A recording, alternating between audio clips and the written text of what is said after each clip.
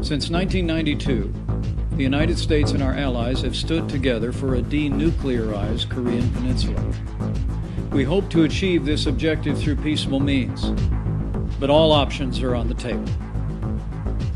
Just in the past 2 weeks, the world witnessed the strength and resolve of our new president in actions taken in Syria and Afghanistan. North Korea would do well not to test his resolve or the strength of the armed forces of the United States in this region. We're prepared for anything. We are so prepared like you wouldn't believe. You would be shocked to see how totally prepared we are. As our Secretary of Defense made clear here in South Korea not long ago, we will defeat any attack and we will meet any use of conventional or nuclear weapons with an overwhelming and effective response. Over the past 18 months, North Korea has conducted 2 unlawful nuclear tests and an unprecedented number of ballistic missile tests, even conducting a failed missile launch as I traveled here for this visit.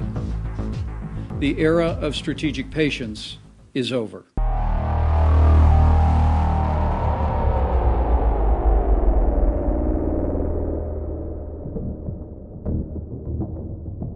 Make no mistake, any attack on the United States or our allies will be defeated. 예, 분명히 말씀드리겠습니다. 미국이나 우리 동맹국에 대한 그 어떤 공격도 격퇴될 것입니다. Any use of nuclear weapons by the North will be met with a massive military response, effective and overwhelming. North Korea has accelerated the threat that it poses to its neighbors in the world through its illegal and unnecessary missile and nuclear weapons programs. 북한은 불필요한 미사일과 핵실험을 통해서 전 세계 국가들에게 가하는 그 위협을 점점 더 그 속도를 가속화시키고 있는 상황입니다. It engages in outlaw behavior, threatening behavior condemned by unanimous UN Security Council resolutions.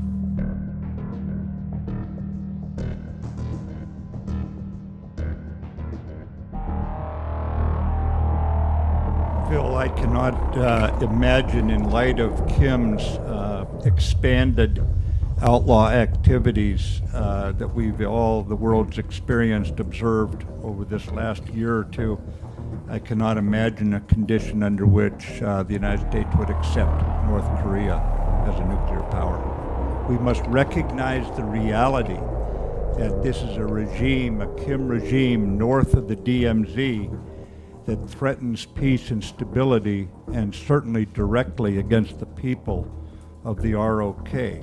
So our combined effort is to deter that sort of threat, or to have military options, many different military options, that would realistically reduce that threat as low as possible. And yes, we do have those options.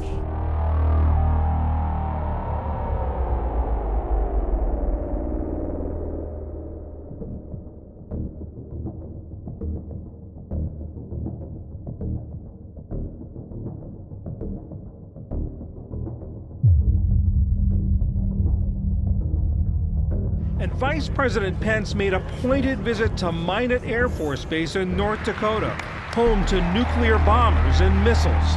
Anyone who would threaten our nation should know that America always seeks peace. But if we are forced to defend ourselves or our allies, we will do so with military power that is effective and overwhelming.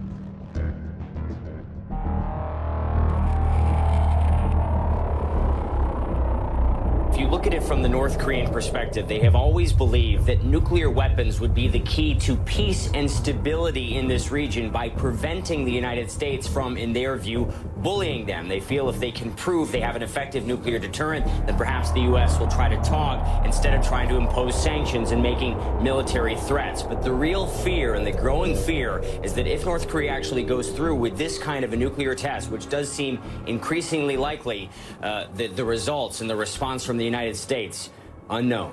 North Korean capital, life on the surface seems normal.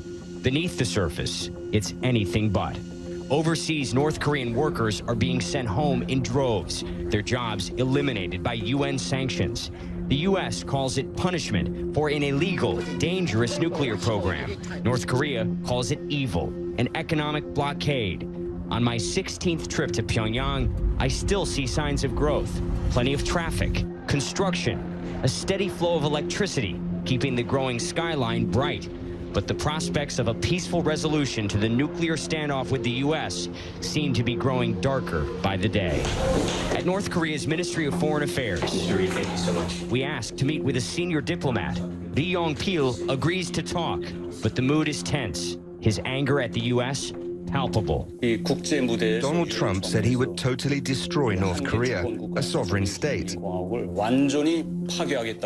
He's referring to the U.S. president's fiery speech at the UN last month when he personally insulted a fellow head of state. Rocket Man is on a suicide mission for himself and for his regime. North Korean leader Kim Jong-un fired back, calling President Trump's behavior mentally deranged. North Korea's foreign minister made a threat that alarmed even longtime Korea watchers.